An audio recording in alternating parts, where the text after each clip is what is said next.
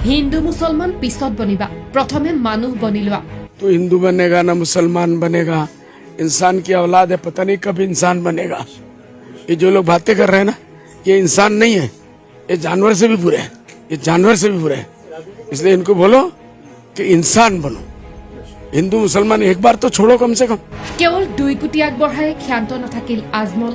20 লাখ টিমপাত, 20 লাখ বাহ, 5 লাখ মেখেলা চাদৰ, লগতে ছাত্ৰ ছাত্ৰীৰ বাবে স্কুল ইউনিফৰ্ম, বানাক্ৰান্ত অঞ্চলসমূহত 3 মাহৰ বাবে মেডিকেল টিম।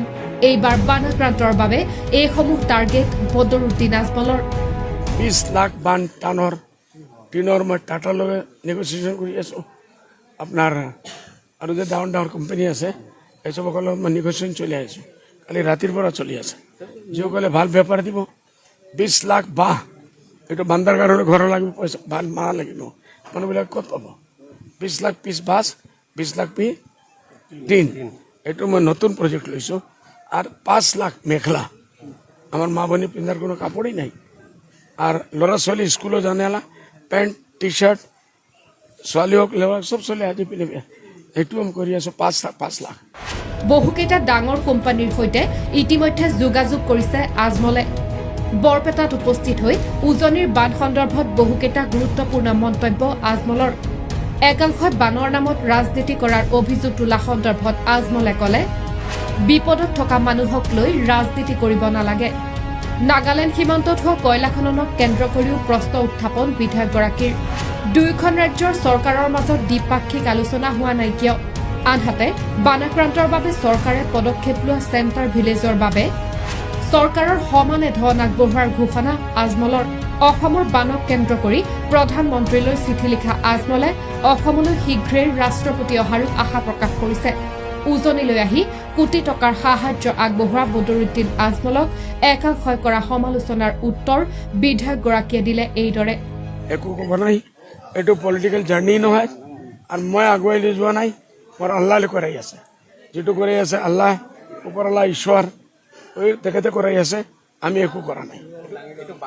মানৱ জাতি বিপদত আছে, আমি এইটো লৈ পলিটিক্স কৰিব নালাগে।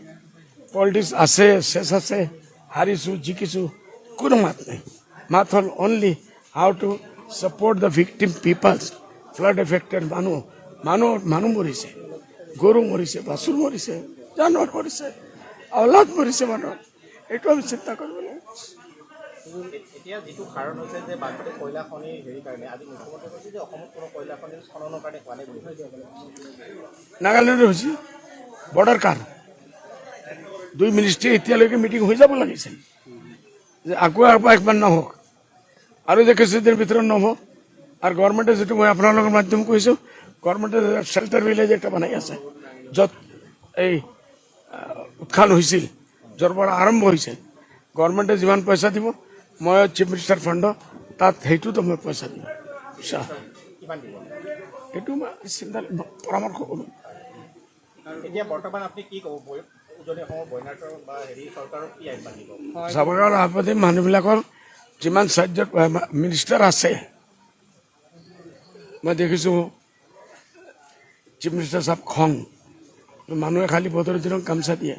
মইতো না কৰি দিছোঁ, গামোচা দিব নালাগে, ইমান বিপদৰ টাইমত কিয় গামোচা দিব? খালি মানুহে দি দিয়ে, মই কি কৰোঁ? কালি মই 2-1 জেগা না কৰিছোঁ, আপোনালোকৰ ভাইৰ ভিতৰত কোনো এটা মিডিয়াই সেইটোও বাজাই দিছে, বদৰুদ্দিনে অপমান কৰি দিলে। মানে মানুহ মৰি আছে ৰে ভাই, অলপ চিন্তা কৰোঁ না। 100 মিডিয়া আমাৰ তাৰিফ কৰি আছে, আপোনাৰ এক চেনেলে বেয়া কৰিলে কি হৈ যাব? বেংগ হ'ব নেকি? মোৰ একো নহ'ব। আমি আপোনালোকক নয়া প্ৰথম কৈ দিওঁ যে আমি আজি 20 লাখ বান টানৰ টিনৰ মই টাটাৰ লগত নেগচিয়েশ্যন কৰি আছোঁ। আপোনাৰ আৰু যে ডাঙৰ ডাঙৰ কোম্পানী আছে এইসবসকলৰ মই নেগচিয়েশ্যন চলি আহিছোঁ। কালি ৰাতিৰ পৰা চলি আছে।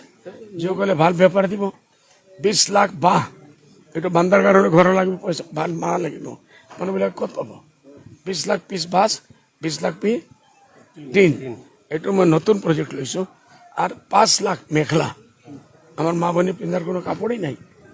আৰ ল'ৰা ছোৱালী স্কুলত জানেলা পেণ্ট টি চাৰ্ট, ছোৱালী হওক ল'ৰা চব চলি আজি পিন্ধিবি, এইটো আমি কৰি আছোঁ। 5 লাখ, এইটো আমি নতুন প্ৰজেক্ট লৈছোঁ। আৰু অহা দিনত কি মেডিকেল টিমটো আমাৰ আছেই, মেডিকেল টিম কমচে কম 3 months এইটো আমাৰ চলিব। আমাৰ ডক্টৰ কমি নাইতো, আহিব যাব এইটোৰ ওপৰতো কাম। কালি এজনে বহুত ভাল মানুহে এইটোৰ ওপৰত ক্ৰিটিচাইজ কৰিছে, আজমল চাহাবে বুজি কি কৰি আছে। না বিফ বুজি আমি মেডিকেল টিমৰ ভিতৰে মেডিচিনেৰ ভিতৰে বুজি মই বিফ দি আছো, কোম্পানি পাৰিব না এটা পাগলপন আছে না, পাগলপন। আপোনালোকে এটা লিজ্জা কৰক, নিন্দা কৰক। ওকে, পাৰ ফ্যামিলি 10 লাখ কে দিওয়া কথা কৈছে সৰকাৰ, ডাউন মানুহ দি দিব পাৰে ভাই, সরকারক 5 লাখ।